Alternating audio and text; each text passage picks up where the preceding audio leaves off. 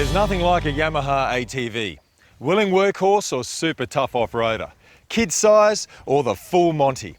A Yamaha ATV is capable, reliable and a real performer. It's everything you could want, except for one thing. It's not a toy. The very power, performance and capability of the ATV to tackle terrain and conditions that defeat other off-road machines can also be a trap for young players. Accidents on the farm or trail do occur. Serious injuries and deaths have happened when an ATV is pushed beyond the limits of the machine, the conditions or the rider's ability. Whatever the type of ATV and however it's used, safety is the watchword. Proper riding techniques, a well-maintained machine, the right sort of clothing and safety gear, and reading terrain and conditions are all part of the safety equation. That's what this DVD is all about, showing you how to ride smart and ride safe by giving you the clues from a couple of blokes who really know their ATV stuff. Stephen Gall and Rodney Jenner from the Yamaha ATV Safety Institute. So, whether you're a novice or an old hand, do yourself a favour and take the time to watch this DVD. Replay any parts you want to get clear on and give it an airing from time to time as a bit of a refresher. If it helps you ride safe, then it's time well spent.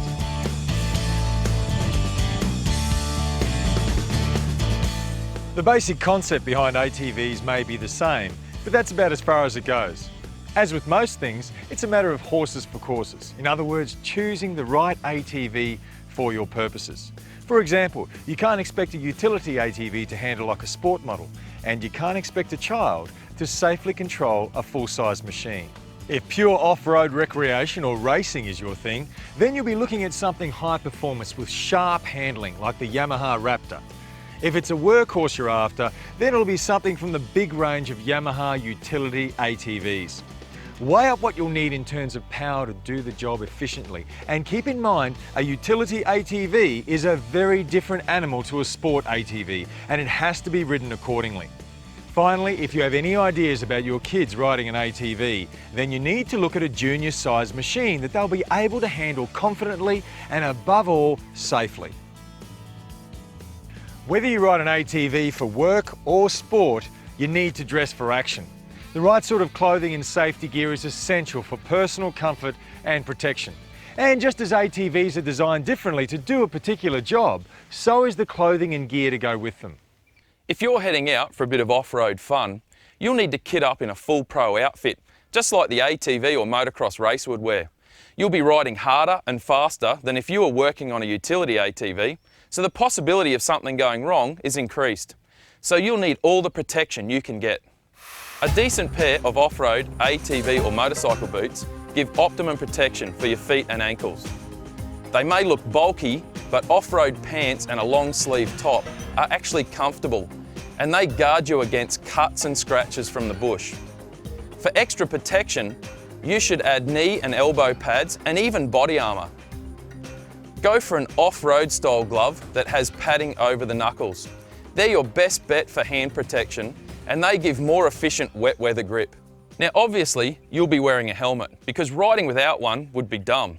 It just ups your chances of serious injury or death in a spill. The full face style helmet with goggles is best, because all parts of your head, including your eyes, jaw and mouth, are fully protected.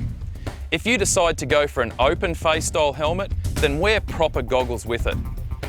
Okay, so let's say your ATV riding is all work and no play, and you won't be decking yourself out in pro off-road gear. That doesn't mean you should ignore some of the safety basics.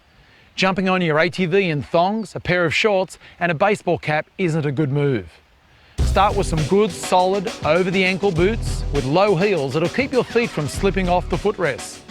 Save yourself collecting needless scratches from bush by wearing sturdy long pants and long sleeves on the top half. Put on a pair of decent quality gloves that will retain grip, comfort and insulation even when wet. Now you might think that a helmet is over the top, or it's a nuisance, or it limits your vision, or any one of a dozen excuses for not wearing one.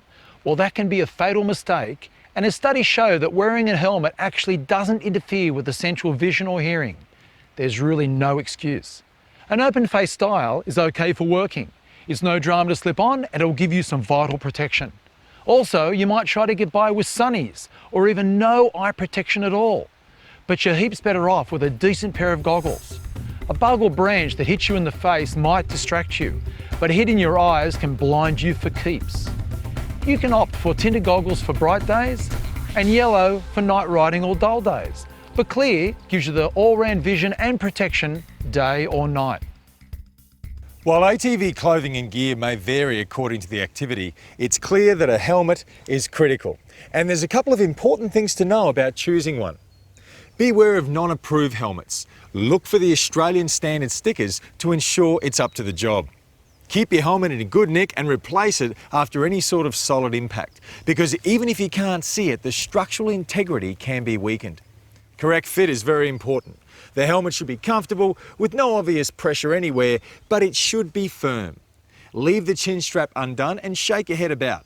If the helmet doesn't slip, then it's the proper fit. Always do up the chin strap, even if you're only riding a short distance. A helmet that doesn't stay on your head is no use whatsoever. Before we get off safety gear in general, and helmets in particular, everything that's been said on the subject applies equally for children riding ATVs. This means appropriate clothing and a proper approved motorcycle helmet. That's the correct fit, definitely no substitutes like bicycle helmets or skateboard skid lids. Once you're kitted out in the right clothing and safety gear for whatever sort of ATV riding you're into, there's one last thing you can do to get yourself ride ready. Any sort of ATV riding involves quite a bit of body movement, so it's not a bad idea to warm up before riding by walking around a bit and doing some simple stretches. It'll only take a few minutes and it'll save you unnecessary muscle strain. Getting to know the ATV you're about to ride, how it works, and where everything is to make it work may seem obvious, especially if you're a first-time ATV owner. But even if you're something of an ATV old hand, the process is still valid. Every machine is different in some way, and a new model of the same ATV can have subtle changes from the previous one. Now read through the owner's manual carefully and go over the machine from top to bottom, front to back, so you know where every control is and how it works. It's too late to be searching for something like the kill switch when the pressure's on. Remember, the manual is your Bible. It not only tells you everything about what makes your ATV tick, it also has valuable riding tips, load limit information for the carrier, and safe towing guidelines, as well as service intervals and parts replacement schedules. So read it and refer to it whenever necessary. Be systematic with your safety check by going over the main components: tyres and wheels, controls and cables, lights and electrical, oil and fuel.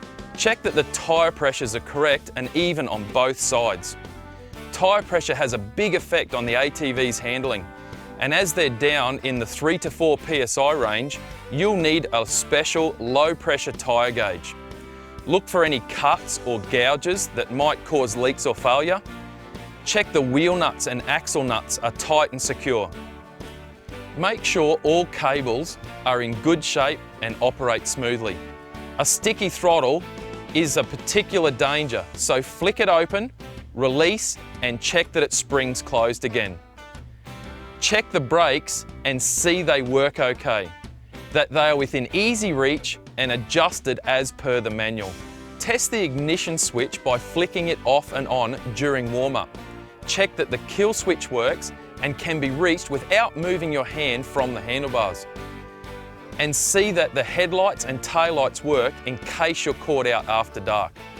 Last but not least, don't get stranded because you've run out of fuel or oil.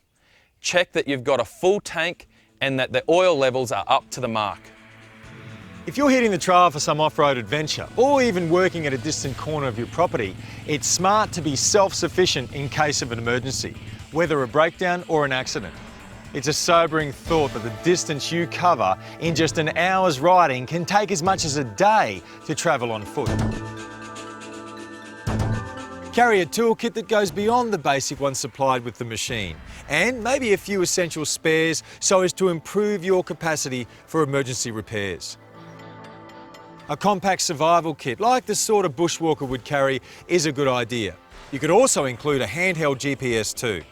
Above all, always carry plenty of water. And like smart boaties and hikers, let someone know where you're going and roughly when you'll be back. It makes good sense to cover yourself just in case.